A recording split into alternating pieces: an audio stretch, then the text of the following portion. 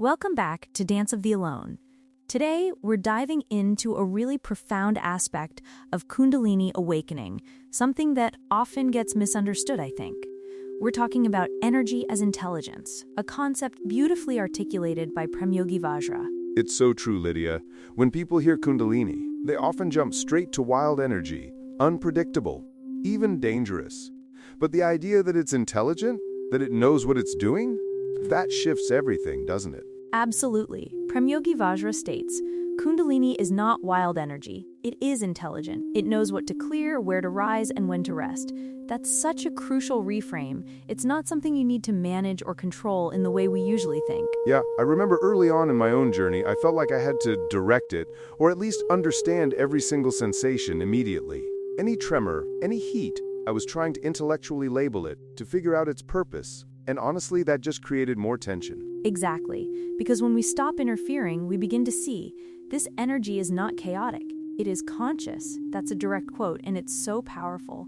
It's almost like a living entity within us, not just some raw force. Okay, it's like the energy has its own wisdom. It's not just randomly causing sensations. It's intentionally clearing pathways, releasing old patterns, bringing things to the surface that need to be seen and processed. And it does so with such precision, doesn't it? Each tremor, each insight, each moment of stillness is part of its unfolding design. It's not a mistake if you feel a surge of emotion or a strange physical sensation. It's part of the process, guided by this inner intelligence. I think the hardest part for many, including myself, is surrendering to that.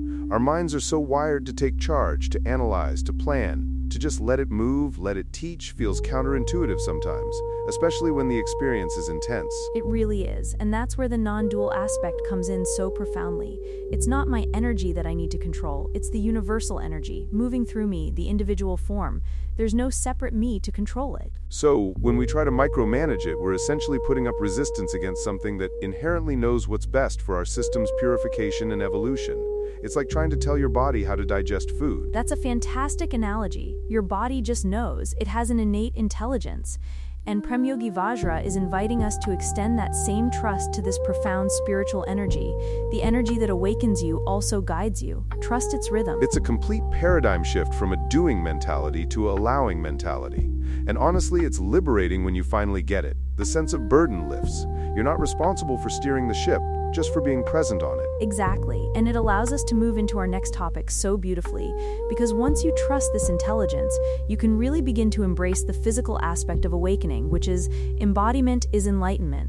Oh, this is another huge one, Lydia. So many spiritual traditions, especially in the West, talk about transcending the body, escaping it, seeing it as this limitation or even a source of suffering. But Vajra turns that on its head. He does. He says, many speak of transcending the body, but true awakening returns you to it, and not just returns you, but transforms your relationship with it, not as a burden, but as a temple, not as an obstacle, but as the path. That word temple just resonates so deeply.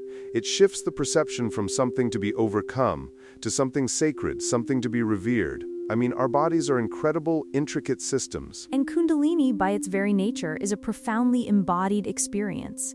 It's felt as physical sensations, energetic currents, heat, vibrations. It doesn't ask you to float away from your body. It asks you to inhabit it more deeply. Yeah, it grounds itself in the body, as he says. It's not about escaping. It's about bringing that higher consciousness, that divine energy, right down into every cell, every nerve ending, every breath. Your breath, your spine, your heartbeat all become part of the awakening. Think about that. These fundamental, often unconscious bodily functions become direct pathways to understanding and experiencing enlightenment. That's why practices like conscious breathing or even just a simple body scan can be so profound during this process. You're not just observing, you're inviting the energy to integrate, to purify, to awaken those very parts. It's the ultimate here and now experience, isn't it? Instead of seeking some ethereal, out-of-body state, you're literally rooting yourself into this present moment, this present form. You are not floating away, you are arriving. And that arriving is so crucial for stability. Without that grounding, these powerful energies could indeed feel chaotic, unmanageable. The body becomes the anchor for the awakening. It's a beautiful paradox, really. We often chase enlightenment as something external or beyond, but Vajra is reminding us that it's deeply internal, deeply embodied. The very instrument we often dismiss is the vehicle for profound realization. It transforms the mundane into the sacred.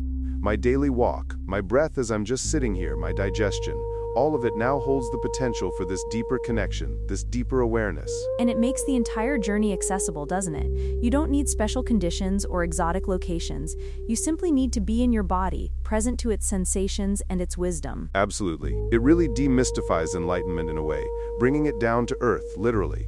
It's not some far-off goal. It's right here, in this moment, in this very physical form. Which brings us perfectly to our final segment for today, tying all these threads together.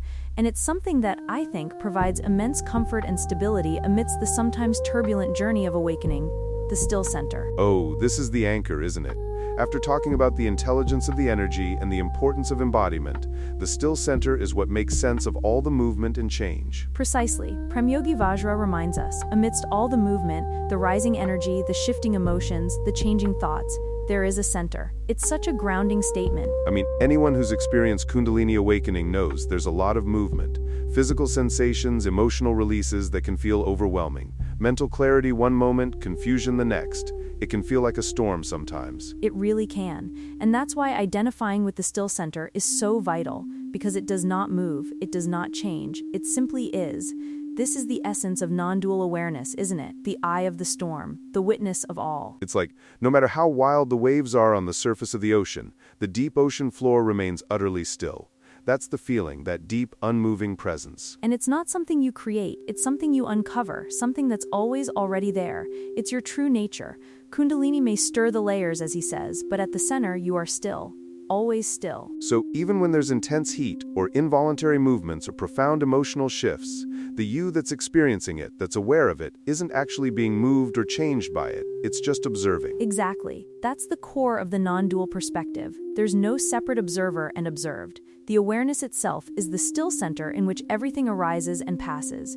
You're not separate from the storm. You're the space for it. And the practice, then, is to return here, again and again. It's not about suppressing the movement, but about remembering your true identity amidst it all. It's a beautiful, gentle invitation. When you feel overwhelmed, confused, or lost in the sensations, just remember, there's a still point. Come back to that. Rest there, even if just for a moment. And the ultimate goal, until the return itself disappears. Wow. That's a powerful closing line. It implies a state where you're not returning because you never left. You are just that stillness, always. Precisely. It's the dissolution of the duality between the seeker and the sought. There's no longer a need to go back to the center because you realize you are, and always have been, the center itself. That's such a profound journey, moving from understanding the intelligence of the energy to embracing its embodiment and finally resting in the unchanging still center. It really paints a complete picture of the awakening process through this lens. It truly does, and I think it offers immense guidance and reassurance for anyone walking this path. It shifts the entire perspective from something to be feared or controlled to something to be trusted, embodied, and ultimately realized as one's own deepest truth. Yeah, it reframes everything, from a struggle to a dance, just as the podcast title suggests. A dance of the alone, but not lonely, because the alone is the universal still consciousness. Beautifully said, Thomas. Thank you for sharing this space and these insights with us today. If this episode resonated with you, we highly recommend exploring the book Akele Ka Naach, or other works by Prem Yogi Vajra. His teachings offer such a unique and deeply compassionate approach to Kundalini awakening. Definitely. It's been an absolute pleasure, Lydia. Until next time, everyone, keep listening to the silence within and trust the intelligence of your own unfolding.